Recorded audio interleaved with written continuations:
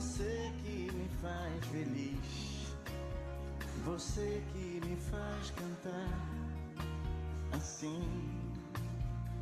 O meu coração.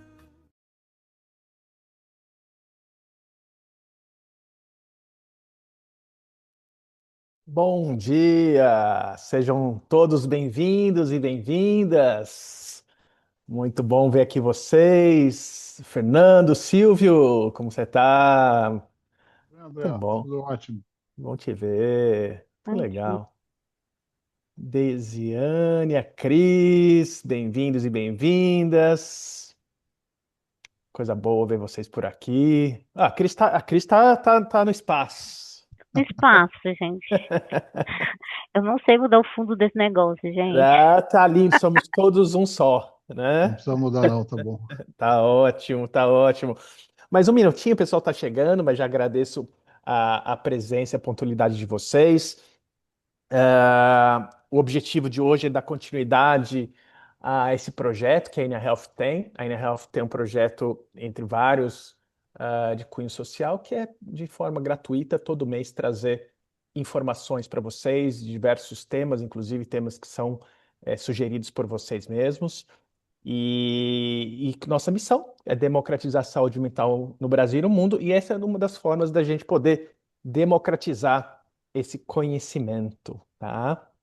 Muito bem aqui. A Dani está comigo, a Dani faz parte aqui do time. Dani, bem-vinda a bordo. Tá? Ela vai me ajudar aqui na curadoria das perguntas. Fiquem à vontade para também colocar aqui seus insights, suas Bom dúvidas. dia, André. Bom dia, Bom, pessoal. bom dia. Bom dia. Muito bom, muito bom. A palestra fica gravada, entre outras que já estão lá no nosso portal do YouTube. Então, quem perdeu as outras, tem muitos temas bem legais, de verdade. Vale a pena vocês olharem. Estão todas lá. E essa aqui, mais uma gravada para vocês, para quem não conseguiu ver ao vivo. Hoje é um tema interessante, tá? Um tema diz respeito ao Dia Mundial da Saúde e Segurança no Trabalho. Eu já vou entrar e falar sobre esse tema, mas para quem ainda não me conhece, quem não conhece a Inia, muito bem-vindos a bordo. Meu nome é André Ferraz, eu sou psicólogo, sou CEO também da Inia aqui no Brasil. A ideia é justamente eu poder trazer essas informações para vocês, informações que diz respeito à saúde mental no Brasil e no mundo, no que tem sido feito nas organizações, enfim, o que a ciência tem trazido de novidades e como que essas novidades podem nos ajudar, pessoalmente falando, profissionalmente falando, para que a gente tenha uma vida mais próspera e feliz. Bom, o Dia Mundial da Saúde e Segurança no Trabalho foi dia 28. Lógico que a gente está aqui no dia 30, 2 dias depois, mas eu gostaria de não deixar passar essa homenagem aos profissionais da saúde e segurança do trabalho, que são fundamentais, ainda mais no dia de hoje, ou nos dias de hoje, onde a nova NR1 está em vigor, entrando em vigor agora, virando o mês, e esses profissionais são de suma importância, como bem todos, né, da organização, mas que são profissionais que vão ajudar a criar essa nova cultura, tá? Para eu entrar nesse tema, antes especificamente de falar sobre ele, eu queria saber quem são vocês, né? Assim, ou seja, coloca aqui por gentileza no chat, é, quem é você, de onde você está falando, qual é a sua profissão. Eu estou vendo aqui já alguns rostinhos conhecidos, que há algum tempo não via, estou revendo outros novos rostinhos aqui, tá? Quem puder deixar a câmera ligada também, eu gosto de ver vocês durante toda a palestra, tá? Só para a gente fazer o networking do bem. Inclusive, quem quiser colocar o seu próprio LinkedIn aqui no chat para vocês criarem esse networking, por quê? Pessoal, dia 30, quinta-feira, 11 da manhã, horário de Brasília, e você está dedicando seu tempo para estar aqui. E de repente você olha para o lado e tem mais gente também. Isso é um bom sinal. São pessoas que compartilham desse valor, compartilham das suas crenças, ou seja, são pessoas que querem construir um mundo melhor, querem construir, quero ter certeza que acreditam que é possível criar empresas que curam. Então, esse é um networking muito valioso. Então, coloquem aqui no chat de onde você é, o que você faz, se você quiser colocar o seu LinkedIn, fiquem à vontade, tá bom? É um espaço muito valioso mesmo, esse networking. Enquanto vocês colocam, eu dou um golinho no meu pequeno café, um cafezinho, como dizem os mineiros, né? Pessoal, o café com pão de queijo é uma coisa que eu aprendi a, a tomar ali, mas eu maneiro no pão de queijo, mas eu continuo com o cafezinho. André, mas você é de onde? Eu sou de São Paulo. São Paulo, entendi. Eu tô, Ah, eu tô em Itu, especificamente falando, é o interior de São tu, Paulo. entendi. Itu. Tá bom. Mas eu adoro vocês que estão aí. Você tá em Minas, né, Cris? Eu, sim, É, mineira. É mineira. o cafezinho com pão de queijo. Exatamente, exatamente. Muito bem. Vamos lá. Dia 28 de abril é reconhecido o Dia Mundial, de Segurança e Saúde do Trabalho, em memória às vítimas de acidentes e doenças relacionadas ao trabalho. A Organização Internacional, do Trabalho instituiu em 2003 essa data em referência a um acidente que aconteceu em 1969, em que 78 trabalhadores de uma mina do estado de Virgínia, lá nos Estados Unidos, morreram devido a uma explosão.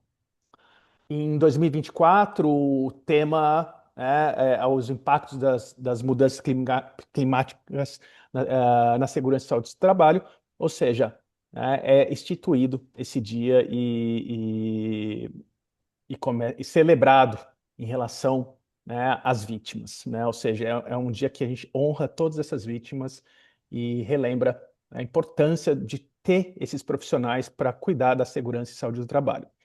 No Brasil, foi instituído em 2005, né, nesse mesmo dia, ou seja, definindo o mesmo dia, o 28 de abril, o Dia Nacional em memória às vítimas dos acidentes de doenças do trabalho. Ah, nesse mês de abril é comemorado, né, ou seja, é celebrado o Abril Verde em referência a esse dia.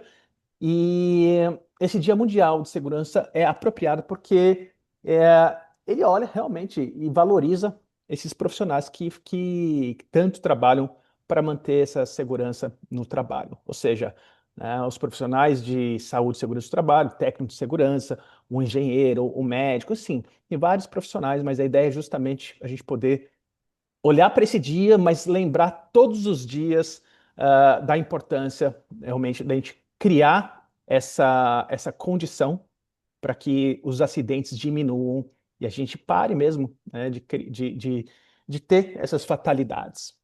Por que eu estou falando em fatalidade? Não só relembrando a criação desse dia. Pessoal, 840 mil vidas por ano, segundo a Organização Internacional do Trabalho, são pessoas que morrem anualmente em decorrência de acidentes e doenças relacionadas ao trabalho.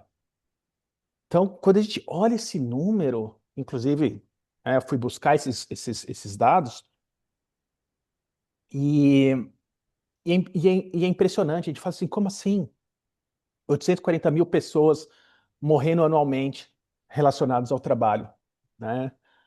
Ou seja, quando a gente começa a olhar para isso, o que disso acontece silenciosamente dentro das suas organizações? Ou seja, quando a gente começa a observar essas fatalidades, e se a gente imaginar que a cada fatalidade que acontece, existe pelo menos 10 enlutados, né, especificamente falando do ambiente de trabalho, não só fora do trabalho, né, quantas pessoas estão sendo impactadas? E quando essas pessoas falecem, pessoal, a gente não está agora mais falando dos trabalhadores em si. Que quem está falecendo no trabalho é um pai, é uma mãe, é um filho. Então não dá mais para a gente não olhar para esses números.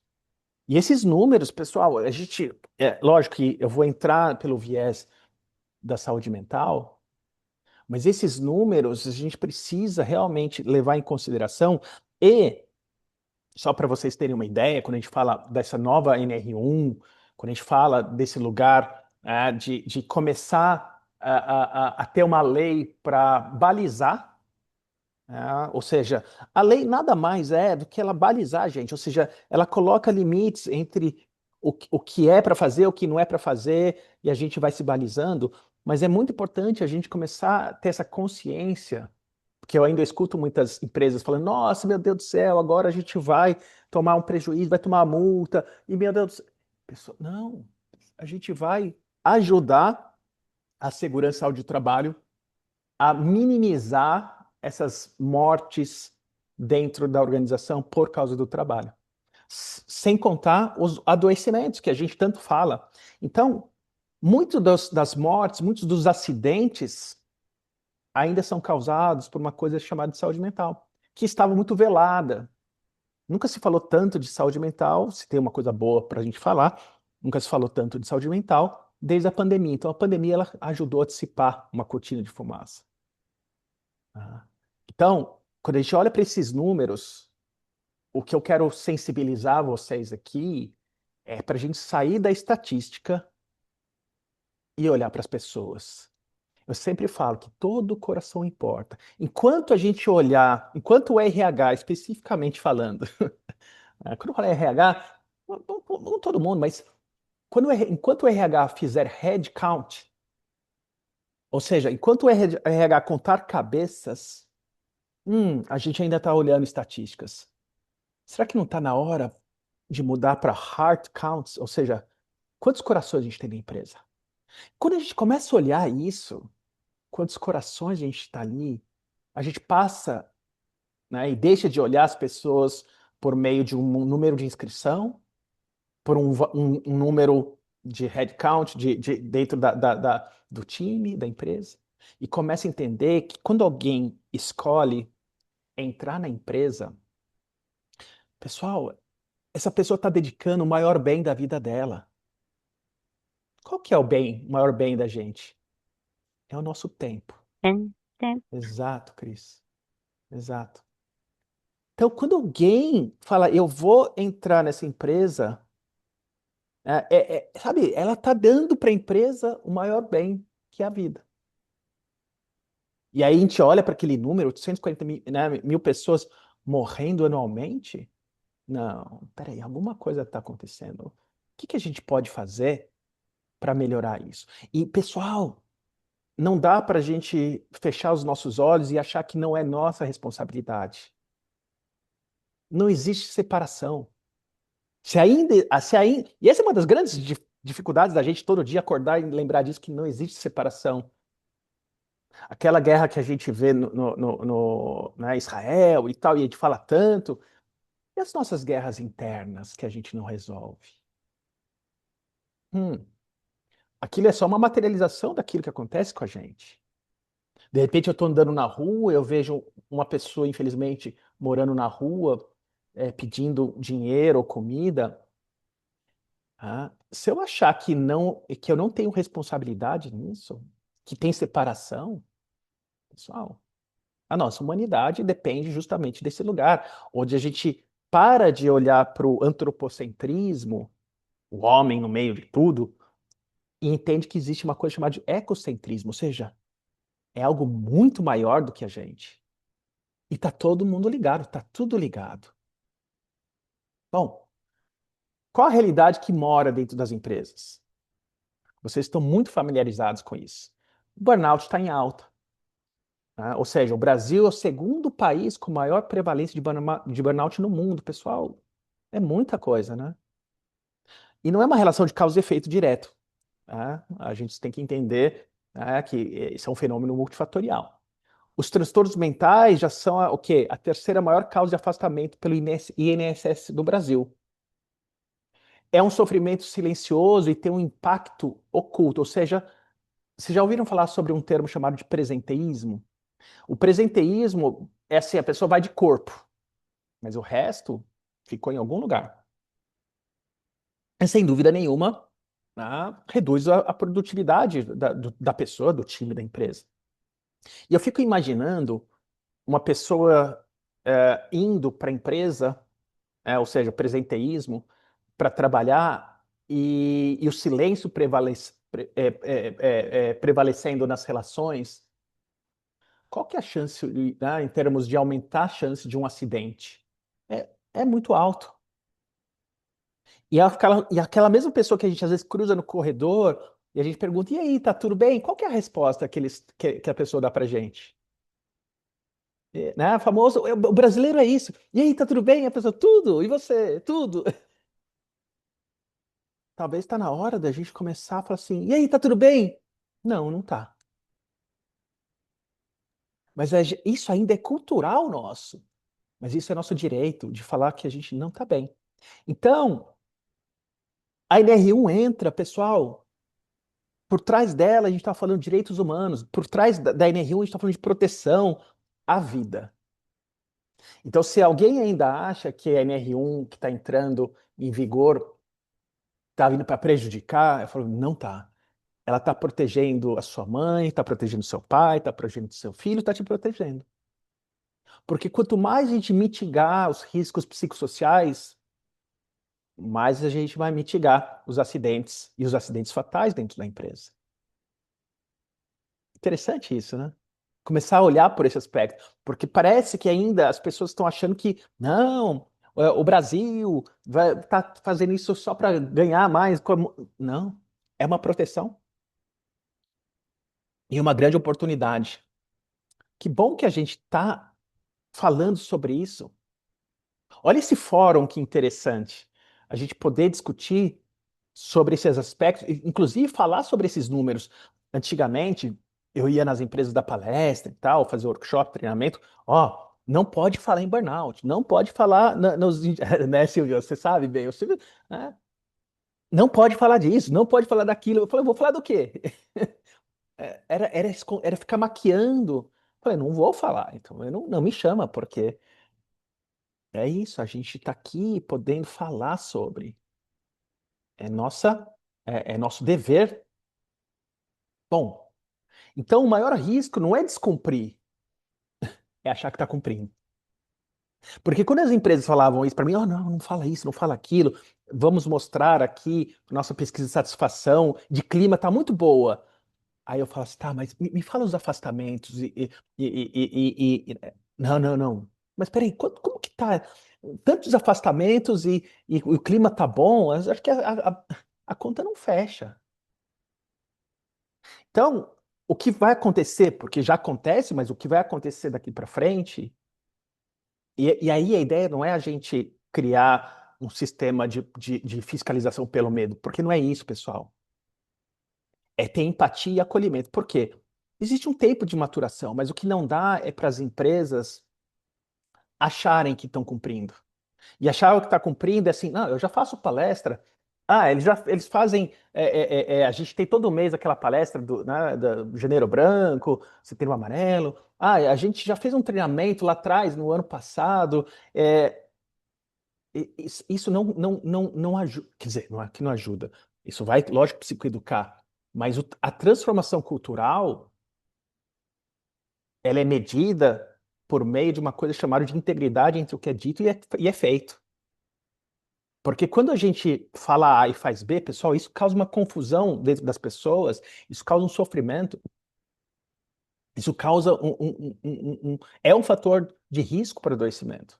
Então, o teatro do compliance, ou seja, estou lá fingindo ou achando que estou cumprindo, isso é um risco muito grande, porque os acidentes fatais, principalmente falando, eles não acontecem, não é às vezes, a relação direta causa e efeito.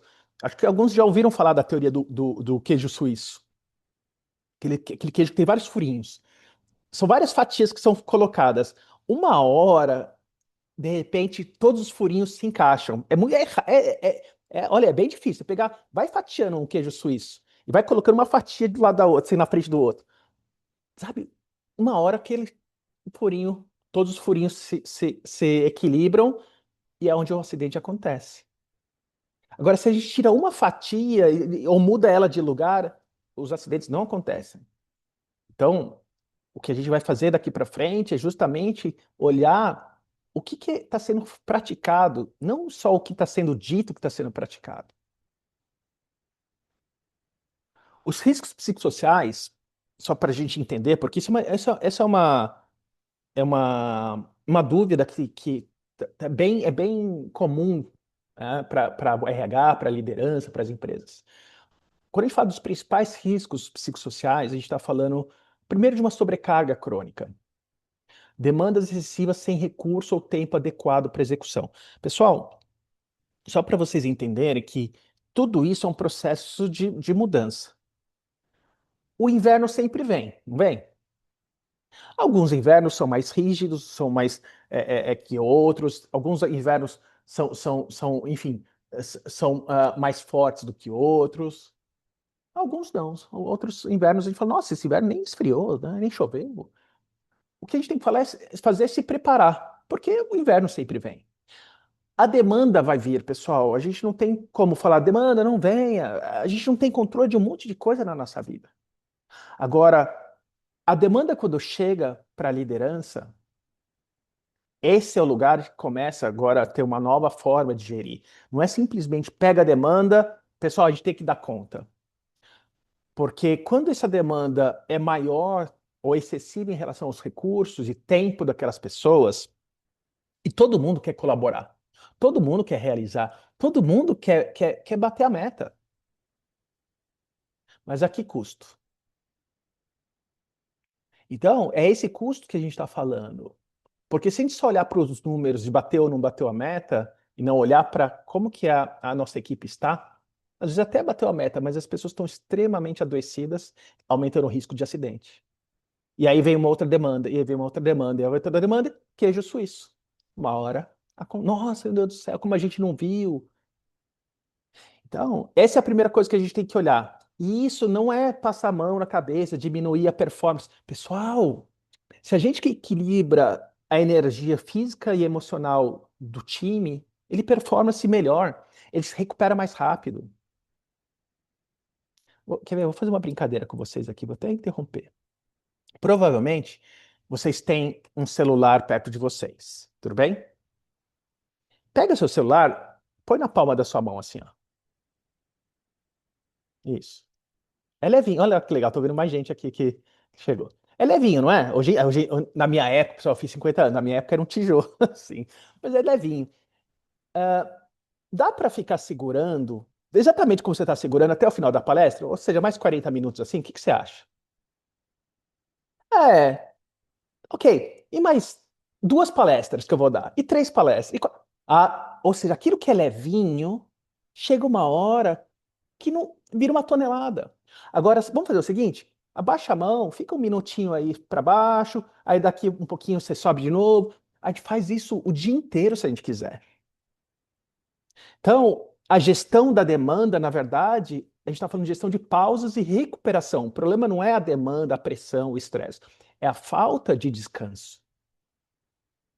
Então, a liderança que ainda não entendeu isso, que ainda está naquele lugar de vamos, vamos, go, go, vai, vai, agenda, agenda, agenda, reunião em cima de reunião, vira Teams ligado ao mesmo tempo. Não vai dar certo. O famoso. Sabe o que as pessoas falam para mim, André, a gente tem que fazer mais com menos.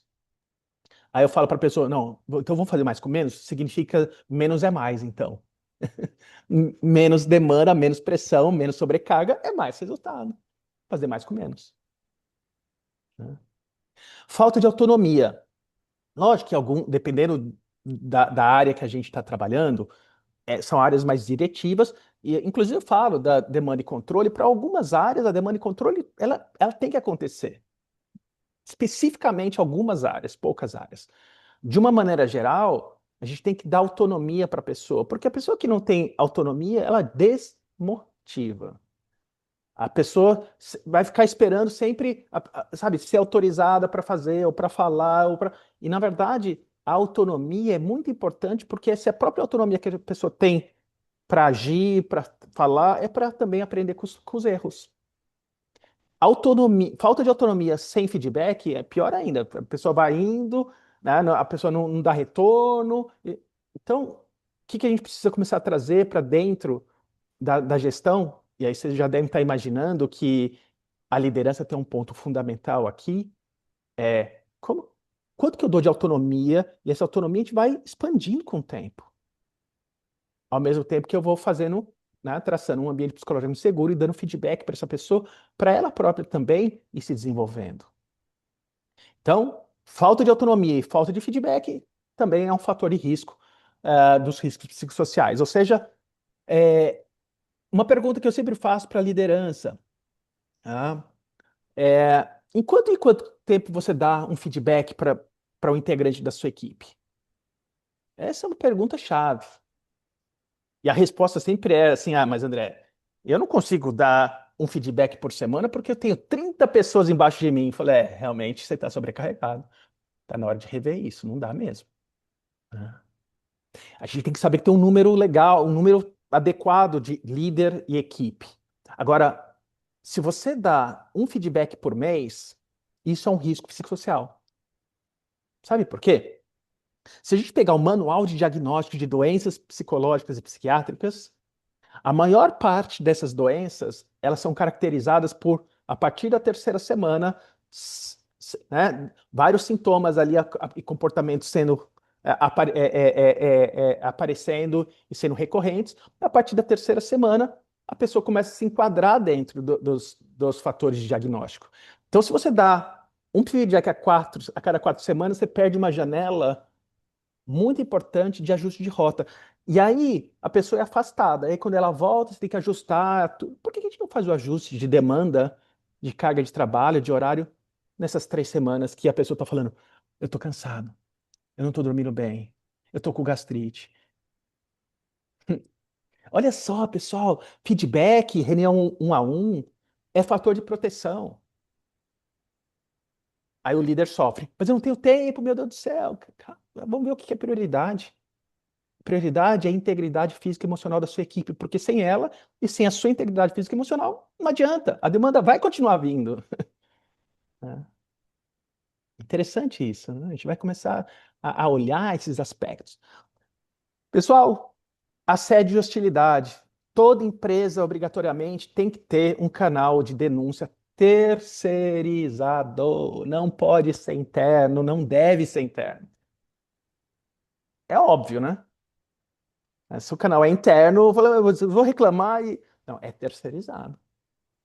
E esse canal tem que estar muito disponível para todo mundo, e a liderança tem que encorajar as pessoas a falar assim: olha, se está acontecendo alguma coisa, mesmo que seja na minha liderança, procura o canal. Porque é inadmissível, é um risco. E lembra, quando eu falo desses riscos, eu estou falando, sabe do quê? Eu vou voltar para o primeiro slide. 840 mil vidas por ano são perdidas por o quê?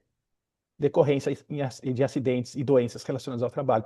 Pessoal, não dá, não dá, não dá para a gente não olhar para esses números. É muita coisa. Liderança despreparada. Isso é um risco invisível que está crescendo. Onde que a gente tem que preparar? A liderança, a gente sabe disso, tá, pessoal? A gente troca o pneu com o carro andando. Todo mundo faz isso. Não tem como a gente falar, para tudo, para o universo, para o planeta de girar. Não tem isso. Mas o que acontece é que ainda a liderança muitas vezes vem de um lugar operacional, a pessoa é boa tecnicamente falando, e ela é colocada para gerir as pessoas. Bom, se eu puder dar um ajuste de rota pequeno aqui para nós, é o seguinte: antes da pessoa ser boa em gestão de pessoas, vou até parar de novo aqui, né, para olhar para vocês. Antes da pessoa. MBA de gestão de pessoas. Treinamento de gestão de pessoas. Sabe qual que é a pessoa que ela tem que gerir? Sabe qual é o curso que ela tem que fazer antes de gestão de pessoas? Gestão da pessoa. É isso, exatamente. Olha só que gap. Olha que, meu Deus do céu, eu nunca tinha pensado. Antes, senhoras passageiras, senhores passageiros, em caso de despressurização da cabine, máscara de oxigênio cairão à sua frente. Pegue uma máscara, coloque entre o nariz e a boca, ajuste o elástico e respire normalmente. Cai as máscaras, você e uma criança. Em quem você coloca a máscara em primeiro lugar? É na gente. Então, antes de fazer gestão de pessoas, a gente tem que ter certeza que esse líder e essa líder saiba fazer gestão de si própria. Terapia. Mas eu não tô louco. Não é. Mas a terapia é justamente para aprender. Mentoria. Às vezes as pessoas falam, André, não fala essa palavra. Coaching. Pessoal, não estou falando de uma pessoa adoecida, estou falando de autoconhecimento. O coaching é muito bom, o mentor é muito, a mentoria é muito boa, terapia é muito. Tudo isso favorece o autoconhecimento. Teve um filósofo que já falou um tempinho atrás, conheça-te mesmo. Lembra disso? Uau! Há tanto... tem muita gente que já falou tanta coisa há muito tempo que a gente ainda não aprendeu. Mas essa é uma delas, conheça-te mesmo. Para a gente poder ajudar os outros, pessoal, a gente tem que se conhecer. E lógico, falta de clareza. Papéis mal definidos, metas impossíveis. Pessoal, meta impossível. Eu ainda vi em algumas empresas o pessoal falando. Cafezinho, a minha meta possível. Inclusive, né, o cafezinho aqui, ó, vou até fazer o spoiler, né? Lucas, ó, esse cafezinho aqui foi daí mesmo que eu aí, tá vendo? Fui para aí, para Minas, voltei com, não consigo tomar outro café se não seja daí. E quando a gente pega metas impossíveis, e aí eu ainda vejo liderança, não, eu vou fazer aquela meta impossível, pelo menos eu sei que eles vão num lugar que se eu falar para eles irem para essa meta, eles não alcançam. Pessoal, não dá mais, não é assim. Tá? Por quê? Numa meta impossível, a gente só aumenta o risco de uma coisa chamada de comportamento antiético. No esporte tem um nome, doping. Aí sabe o que acontece? O atleta vai lá, usa uma substância para tentar bater uma meta que ainda não era possível, é pego, aí o treinador dá um passinho para trás assim, ó. Ó, eu não sabia de nada. Hum.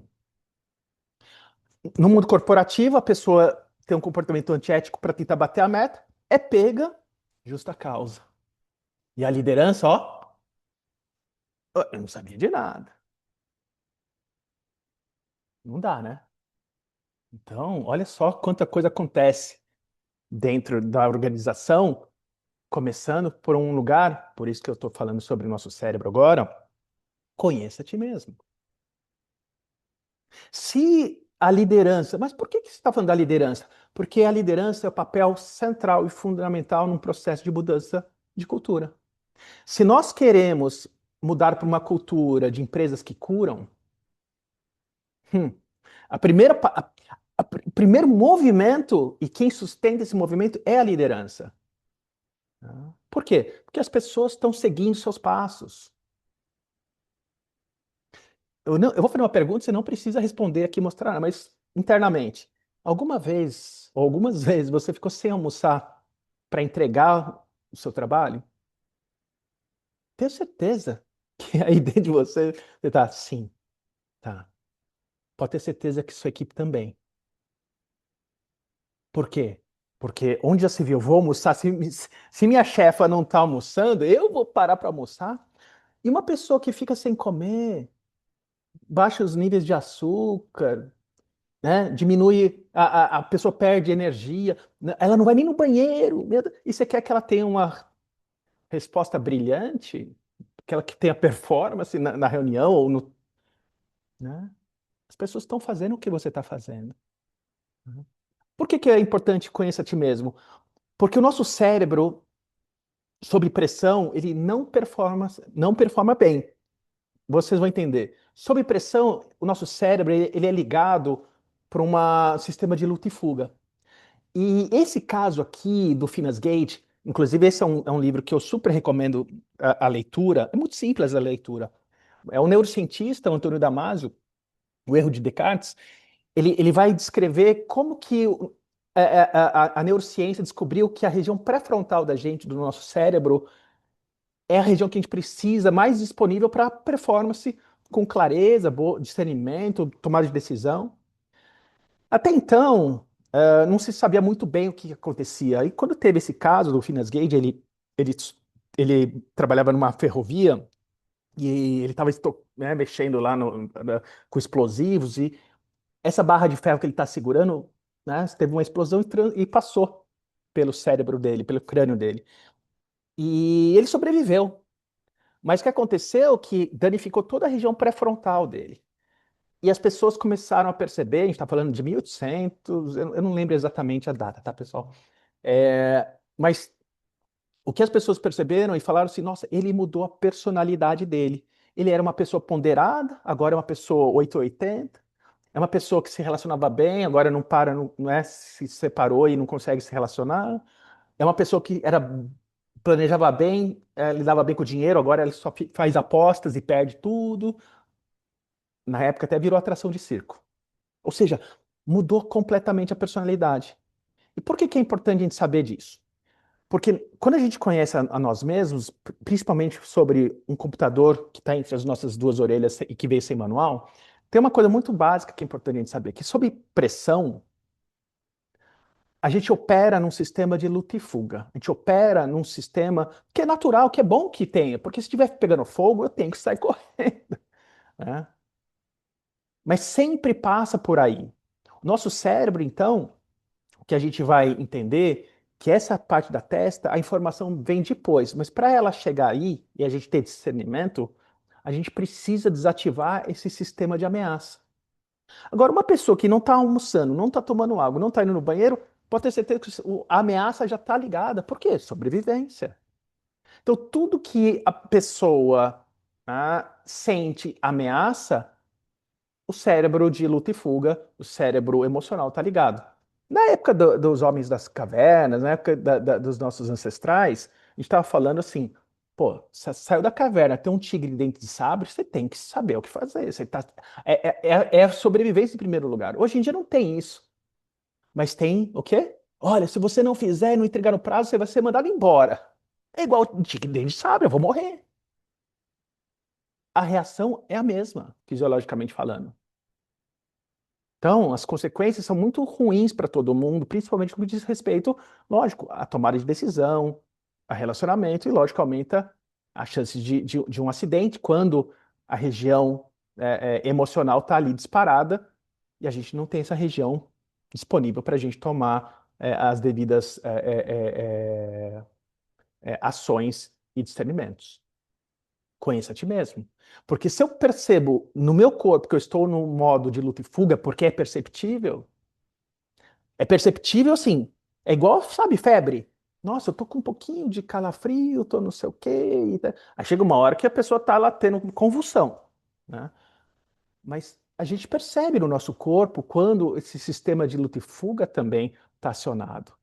Quando ele está no comecinho, quando ele está lá já né, na tampa ali de explodir, a gente vê aqueles comportamentos que depois a pessoa se arrepende, a gente vê problemas de relacionamento, tomada de decisões imprudentes, acidentes e assim vai. Pelo simples fato dela não conseguir discernir bem do que está acontecendo. Às vezes é tão óbvio da pessoa falar assim, eu preciso pegar um óculos para me proteger, e a pessoa não coloca, porque internamente ela está tão no luta e fuga que nem percebeu que ela não colocou o óculos de proteção, de repente veio uma fagulha e cegou a pessoa. E falou, mas como que você não colocou o óculos?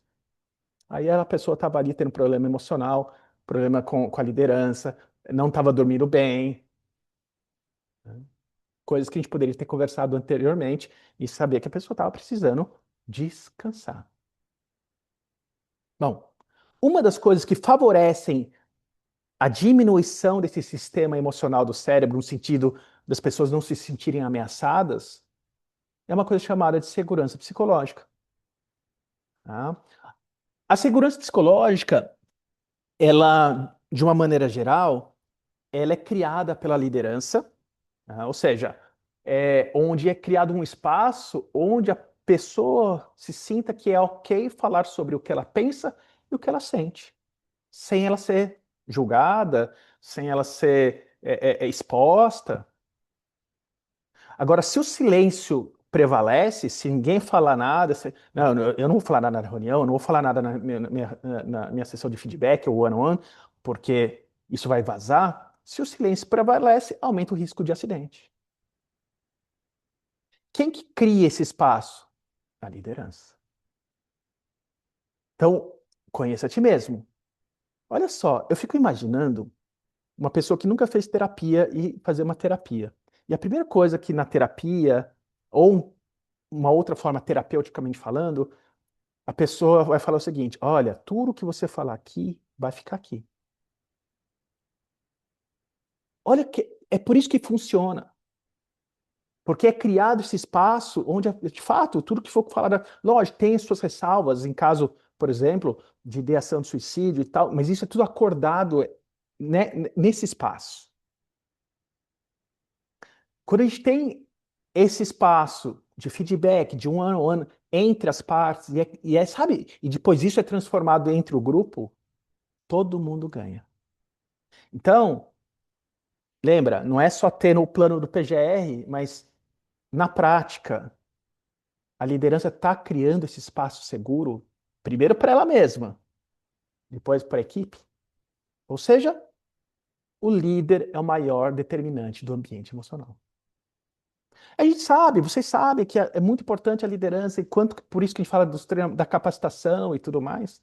Então, o que eu posso falar para vocês é, quer capacitar a liderança para se adequar à NR1? A primeira coisa é, conheça a ti mesmo.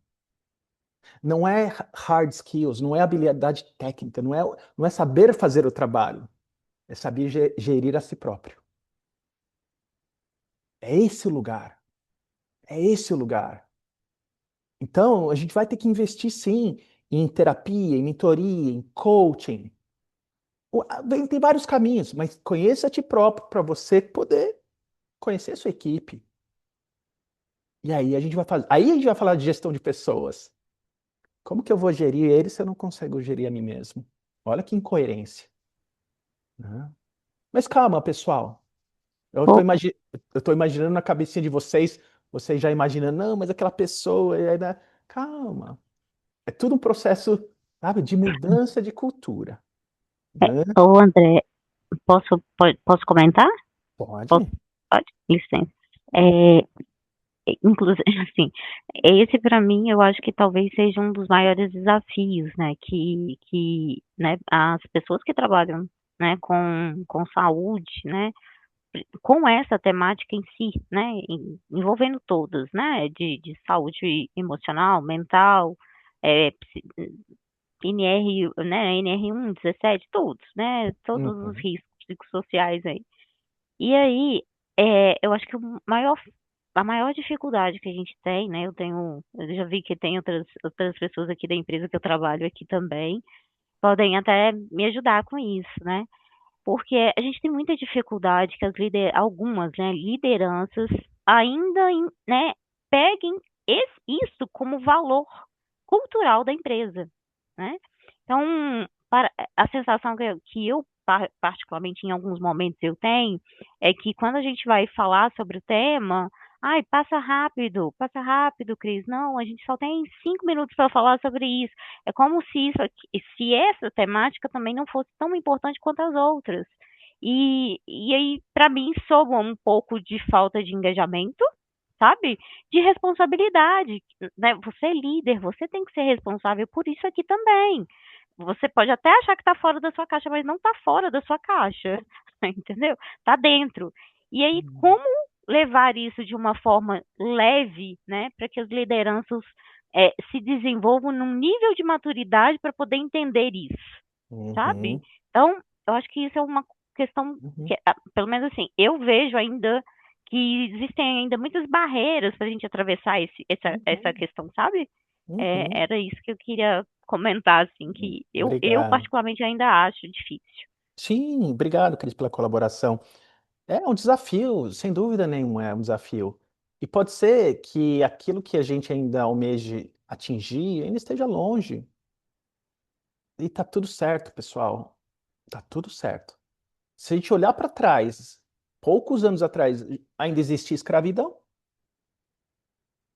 né? E, pessoal, se vocês voltarem no tempo, vocês perguntarem para o seu pai, para sua mãe, para os seus avós e bisavós, em algum lugar aqui, eles vão falar: Nossa, era da minha época.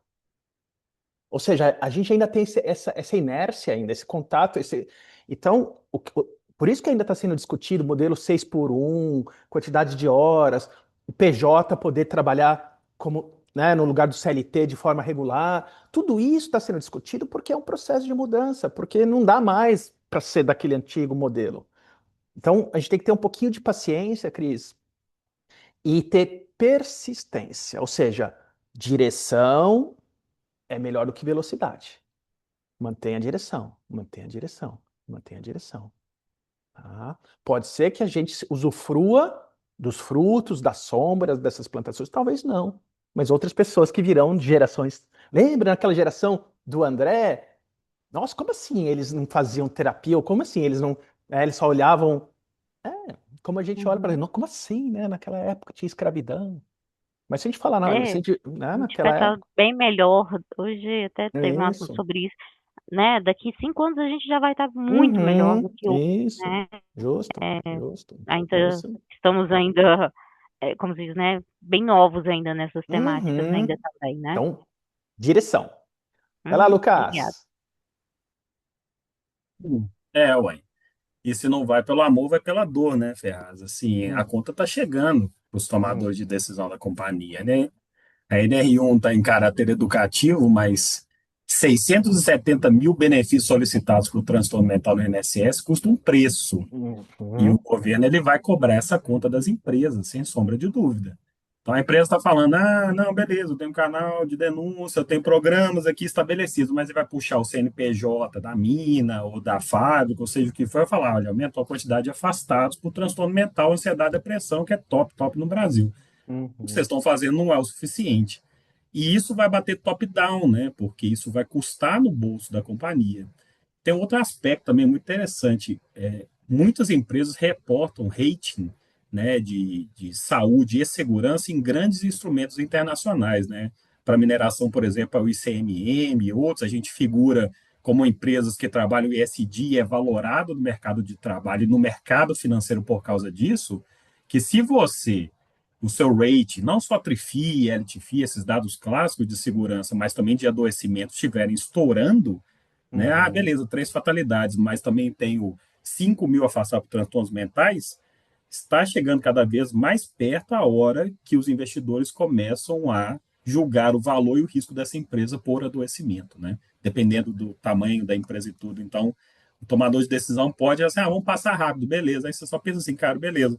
Daqui 3 meses eu acho que ele vai começar a prestar mais atenção, porque se não for ele, vai ser o mercado ou vai ser o chefe dele, né? Então, acho que é uma grande oportunidade. Eu vejo a NR1 de forma muito positiva nesse sentido também, sabe? Exatamente. E aí, Ótimo. o que que a gente vai fazendo? De um lado, vai treinando, psicoeducando, capacitando, e do outro lado, olhando, tem que olhar o lucro, tem que olhar os números, né? É exatamente isso. Porque quando a gente cruza esses dados, e quando a conta não fecha, assim, mas a gente tem tudo isso, vira o teatro de compliance, ou seja, eu finjo que está tudo de acordo, mas na verdade, aí vai vir e a gente vai olhar o INSS, quanto que a gente está, né, tendo de afastamento. É bem isso mesmo. A gente vê aqui, ó, segundo a Organização Mundial de Saúde, 1 trilhão de perda global anual em produtividade por causa da depressão e ansiedade. Agora, olha aquele aspecto legal. A cada, né, real investido, segundo a OMS, falando do Brasil, R$ 4 voltam. Quando a gente está falando sobre um processo de mudança cultural em relação à saúde mental no trabalho. Não estou falando de um sistema. Ah, tem terapia para você, tem médico para você, tá doente, trata, tá doente, trata. Não, a gente está falando de prevenção. Tá? Antigamente se falava em benefício. Nossa, eles têm benefício, tem aqui psicólogo. Não, a gente está falando de um lugar que é prevenção. E a prevenção, justamente, a gente está falando de cultura. Não que não vá, vai zerar as doenças. Não, pessoal, mas a gente tem que diminuir muito a prevalência. Diminuindo muito a prevalência é lucro para a empresa. E volto a falar daquele número que eu trouxe lá no começo. A gente vai diminuir, assim, evitar aquelas fatalidades que é possível prevenir. Então, tratar a saúde mental como iniciativa e não como, né, esse sistema de tá doente, trata, ou simplesmente, eu tenho aqui, né, como né, o Lucas estava falando, né, eu chamo isso de teatro, né, da compliance, de a gente finge que a gente nem finge muitas vezes, a gente acha que está fazendo, mas aí a conta vem. A gente vai olhar os afastamentos. Então, isso é um erro estratégico mesmo. Isso tem que ser levado, né, para tomadores de decisão. Então, vamos lá, olhando só para ir direto aqui, tá? Desculpa, mais um. Então, vamos lá. Novo papel do RH, tá? E o SST que o momento exige. Papel tradicional, executor de programas definidos por os outros, foco em conformidade de documentação, atuação reativa a problemas já instalados e linguagem técnica desconectada do negócio. A gente vai ter que transformar isso com o tempo para um papel estratégico, que é um cogestor do risco organizacional humano, foco em prevenção. Pessoal, NR1 é prevenção. Desculpa, NR. Qualquer uma delas é prevenção. Então, a 1, todas as outras estão embaixo. Tá? Então, tem que ter um diagnóstico, tem que ter mapeamento, tem que ter documentação e tem que gerar impacto positivo. É uma atuação proativa e com dados e evidências. Então, ou seja, não adianta simplesmente, eu estou fazendo. A gente vai precisar documentar isso, vai precisar ter um processo para isso. E, sem dúvida nenhuma, levar isso para a estratégia. A gente tem que se acostumar a trazer essa linguagem de negócio, ou seja, qual é o ROI, qual é o risco, qual é o resultado dessas ações. Então, uma das capacitações que a gente faz para a liderança, por exemplo, é levar para a liderança justamente, né, ROI, risco, resultado. Qual que é o ROI dele cuidar, ou seja, qual é o ROI dessa equipe se ela não adoecer? Em termos, o que ela está gerando de lucro para a empresa? Agora, quantos adoeceram na sua equipe? Qual que é o impacto disso financeiramente falando? Qual que é o risco disso? Se uma pessoa tem um acidente ou se tem um óbito?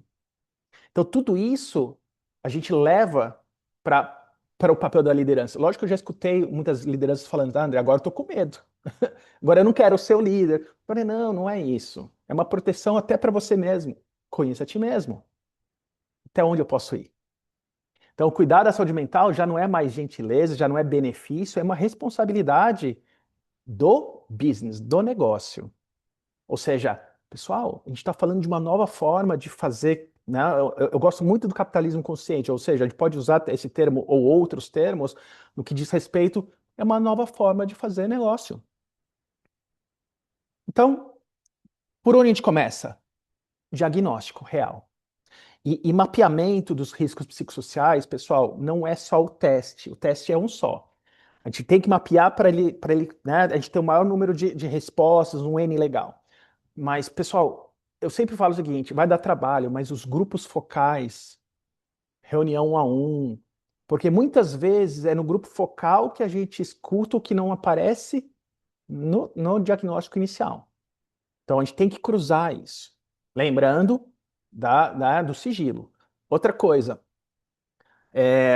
sem dúvida nenhuma, a pesquisa de satisfação, pesquisa de clima, NPS interno, NPS externo, tudo isso é valioso. Agora, a gente tem que também olhar aquele negócio, quanto de afastamento a gente está tendo, porque é isso. Nossa, temos um clima muito maravilhoso e continua tendo um afastamento alto, onde está o gap? Capacitação da liderança. Primeiro, desenvolver habilidades de regulação emocional. Conheça a ti mesmo. Líder que fala, não, eu não faço terapia, não, eu não faço coach, não, eu não faço mentoria ou só faço mentoria e coaches para aprender tecnicamente o meu trabalho, vai faltar um espaço. É mais ou menos que nem a pessoa que vai para academia e só treina braço. Braço, e a perna. Ou só treina perna, falei, o braço. Ou, sabe, a gente entender a subjetividade daquela pessoa, não tem receita de bolo. Cada um é cada um. Conheça a ti mesmo. E, sem dúvida nenhuma, a estrutura de gestão contínua é a gente criar esses indicadores. Pessoal, e esses indicadores, quanto mais regulares, melhor. A gente só faz essa aplicação a cada ano. Olha, quanto tempo a gente vai perder, às vezes, né, janelas e poderia eliminar a chance de um acidente? Então, né, empresas que não escolherem ser parte da cura serão parte da dor. Pessoal, essa é a escolha agora. Qual o caminho que você quer? E aí, olha só como isso vai impactar no processo de admissão. Porque eu vou começar a procurar emprego em empresas que curam. Porque aquelas empresas que eu sei que vai estar levando as pessoas ao adoecimento, vai diminuir o impacto positivo, né, no ecossistema, a marca vai ser desvalorizada, vai perder shareholders,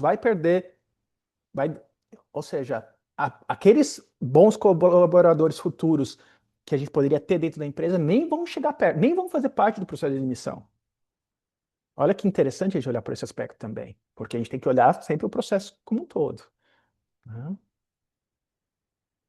Então, o nosso trabalho, a partir de agora, é começar um processo. Lembra, bons anos atrás a gente estava falando, a gente tinha escravidão, pessoal. Não tô falando de ontem. Hoje a gente fala, meu Deus do céu, pelo amor de Deus, é ontem. Então, a gente está falando de um processo que vai além do nosso, talvez, nosso tempo de vida nesse planeta, mas que nós fazemos parte dessa possibilidade de criar empresas que curam, empresas onde a pessoa sai melhor do que ela entrou, empresas que comecem a observar e falam o seguinte: eu tenho um desafio que é, ao mesmo tempo que eu faço business, eu ajudo a florescer as pessoas, a comunidade, o planeta. Esse é um desafio. A abundância de um não pode gerar escassez do outro. A gente não pode mais olhar a nossa vida pelo antropocentrismo. O homem no meio de tudo é o ecocentrismo. Isso está mudando. Então, a pergunta que fica: o que você vai fazer com isso tudo que a gente conversou aqui a partir de amanhã? Porque todo dia a gente tem a possibilidade de mudar a nossa rota. Bem como todo dia a gente faz a mesma coisa. A gente repete, repete, repete, repete. E mudança de hábito, hábito só troca por hábito. Então, se eu vou mudar um hábito, então qual é o tiro para colocar no lugar? E tudo começa com o primeiro passo. O que importa é a direção, não a velocidade. Tá? Então, quando eu faço um ajuste de rota, imagina o seguinte: vamos sair do Brasil aqui e vamos para Portugal. 12 horas de voo. O avião decolou e teve um pequeno desvio de rota de 5 graus à direita. Um pouquinho assim, ó. É muito ou é pouco? É significativo? Um tiquezinho assim? Talvez em 1 hora de voo, não seja muito. Mas em 12 horas, a gente vai estar bem longe do nosso destino. E isso também é para o bem. Porque se a gente mudar. Ah, mas André, eu só vou mudar isso aqui, eu queria mudar. Não, não, muda um passo, muda 5 graus. Talvez hoje ou amanhã não seja muito significativo, mas daqui 1 ano, daqui 5, daqui 10, como a Cris mesma falou, nossa, daqui uns bons anos a gente vai. Mas tudo começa com o primeiro passo e com a mudança, com o ajuste de rota. Porque um ajusta a rota, o outro ajusta, o outro ajusta. Todo mundo que ajusta a rota, no radar das aeronaves, todo mundo se ajusta, porque, opa, essa mudou a rota para cá, eu também tenho que mudar. E todo mundo vai se ajustando. Espero que vocês tenham gostado. Mais uma vez eu agradeço a presença de vocês, a colaboração, o engajamento. Todo mês é um tema novo. Quem quiser saber um pouquinho mais, entra lá no nosso site, nas nossas mídias sociais. Pode me escrever se você tiver alguma dúvida, porque nosso tempo, né, se encerra agora, eu não vou conseguir responder vocês, mas fico sempre à disposição. Podem me achar também no LinkedIn. Lá toda semana eu posto textos ligados à saúde mental organizacional. Espero vê-los em breve. Ficamos à disposição. Sintam-se abraçados e abraçadas. Se vocês quiserem colocar aqui no chat porque valeu a pena, fica à vontade, eu vou ler com carinho cada mensagem de vocês. Muitíssimo obrigado, que vocês tenham um excelente feriado, um bom final de semana. E lembre-se, o que você pode fazer amanhã? Qual passo que você pode dar? Qual pequeno ajuste? Ah, aquela famosa frase: o que você faz quando os outros não estão te olhando? É nesse lugar que a gente se transforma, sabe? Não precisa alguém olhar e falar, agora eu vou. Então, se comprometa com essa mudança. E pode ter certeza, tem alguém te observando, porque você é líder de alguém. E se você ajusta aqui, as pessoas que estão te observando também vão ajustar, falar, nossa, e assim a gente vai, né, criando um ambiente a qual a gente quer pertencer. Tá bom? Pessoal, obrigado, pessoal. Um grande abraço, um grande beijo. Espero vê-los em breve. Tchau, tchau. Tchau, obrigada. Tchau, gente. Bom dia. Tchau, pessoal. Obrigado.